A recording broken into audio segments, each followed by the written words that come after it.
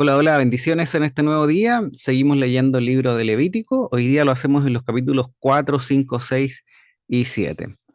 Creo que es bueno que también tengamos una visión histórica al respecto del tiempo y la cultura en la cual nosotros estamos leyendo. En otras culturas, por lo general, se veía el sacrificio como un alimento para los dioses y los sacerdotes muchas veces usaban las entrañas de los animales como sacrificios para poder tenerlo en rituales de adivinación. En Israel, el sacrificio no era un alimento divino y el elemento principal era la sangre del animal como del animal sacrificado. En realidad, la sangre era vital, ya que Dios dice justamente en Levítico, pero en el capítulo 17, versículo 11, porque la vida de la carne en la sangre está, y yo os la he dado para hacer expiación sobre el altar por vuestras almas, y la misma sangre hará expiación de la persona. Hay algo clave en lo que estamos leyendo. Dice, yo os la he dado para hacer expiación sobre el altar por vuestras almas. Eh, Nosotros tenemos que entender que lo que está expresando como idea lo que estamos leyendo es que al adorador se le enseña finalmente que el pecado exigía la entrega de la vida del pecador, pero Dios no solamente acepta un sustituto, sino que también es quien lo provee. También es bueno considerar que la práctica del sacrificio es algo que ya estaba incluso de forma anterior a la ley mosaica. Por ejemplo, muchos consideran el acto de que Dios matara un animal para poder vestir a Adán y a Eva con pieles como el primer sacrificio que ocurre. En el caso de Noé, leemos que cuando bajan del arca, este también ofreció sacrificios a Dios. O Job, que tal vez haya sido, o muchos creen que es un contemporáneo de Abraham, este ofrecía sacrificios por los pecados de sus hijos. Otro punto es que en Génesis también vemos que los patriarcas construían altares cuando adoraban el nombre del Señor. El Cordero de la Pascua incluso lo vemos como un sacrificio familiar en el cual estos celebraban finalmente la salvación otorgada y la liberación otorgada por Dios. Ahora, en el monte Sinaí, Dios instruye a Israel dentro de una ley, un sistema detallado de ofrendas y sacrificios y cómo estos debían vivir en una vida santa y alejada del pecado. Estos sacrificios, como vamos a estar leyendo, son ofrecidos por pecados personales, pero su alcance era limitado.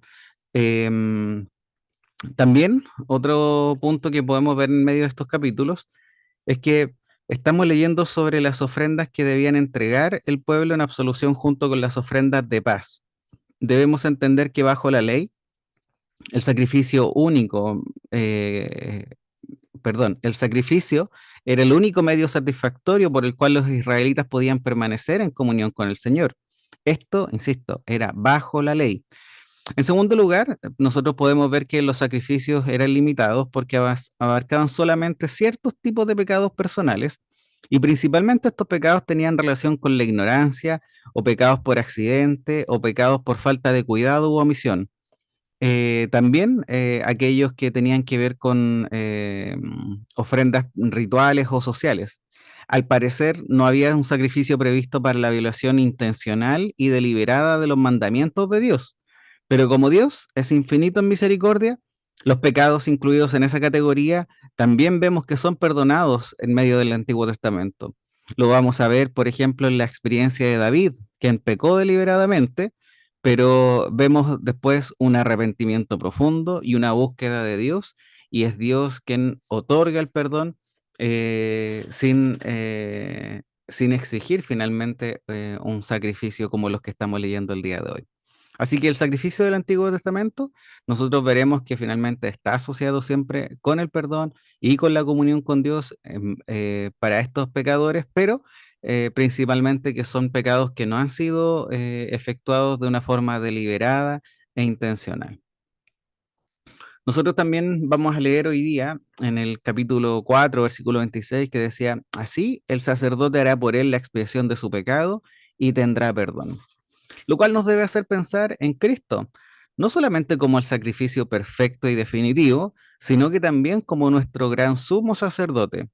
Esta idea queda muy bien fundamentada en el libro de los Hebreos del Nuevo Testamento.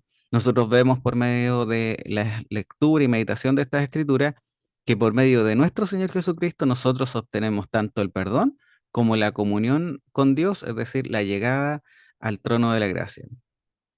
También en estos capítulos vamos a ver las instrucciones relacionadas con los sacrificios que nos indican una importancia en la condición del líder espiritual de la congregación. Los sacerdotes tenían que hacer sacrificios por sus propios pecados antes de ofrecer sacrificios por los pecados del pueblo. En lo que leemos, el sacerdote tenía que hacer una ofrenda para poder expiar su pecado personal antes de la intercesión por su pueblo. Entonces, esto nos podría hacer mirar que el líder o el pastor, por ejemplo, en nuestro tiempo actual, también tiene que buscar su propia limpieza y una relación correcta con Dios antes de poder ministrar y guiar al pueblo de Dios. También hoy día vamos a leer sobre las ofrendas de paz. Y leí algo que me gustó mucho. Decía que las bendiciones vienen por medio de la oración y la meditación de la palabra, pero éstas se conservan por medio de la gratitud. Por lo tanto, debemos entender que la ofrenda de paz era una viva expresión de gratitud, de agradecimiento a Dios. También es bueno recordar que para vivir en paz con los que nos rodean, debemos estar en paz con nosotros mismos. Y para estar en paz con nosotros mismos, necesitamos estar en paz con Dios y apropiarnos de la paz de Dios. Debemos buscar la paz en el refugio de la oración, esa paz que Dios solamente puede entregar en nuestros corazones y que sobrepasa todo entendimiento, nos va a ayudar a poder vivir en medio de este mundo de tanta injusticia, pero vivirla en paz, con la paz del Señor. Así que una buena meditación para este día podría ser cuán importante, cuán necesaria e imprescindible se hace la paz, especialmente cuando estamos viviendo en medio de un clima lleno de inquietudes, de intranquilidad, de inseguridad, donde hay muchas zozobras finalmente que pasamos en medio de este mundo caído. Jesucristo es nuestra paz, porque Él derribó la pared que nos separaba de la comunión y presencia de Dios. Él rasgó el velo. Así que qué bueno es poder buscar esa paz hoy día en oración, confiados que por medio de Jesucristo podemos acercarnos confiadamente al trono de su gracia para alcanzar misericordia y hallar gracia para el oportuno socorro. Así que te animo hoy día, hermano, a poder estar meditando y reflexionando, buscando esta paz que sobrepasa todo entendimiento, la cual puede ser otorgada de forma gratuita por el Padre gracias a nuestro Señor Jesucristo. Te animo a continuar con esta búsqueda del Señor por medio de la meditación de su palabra y una vida de oración. Bendiciones.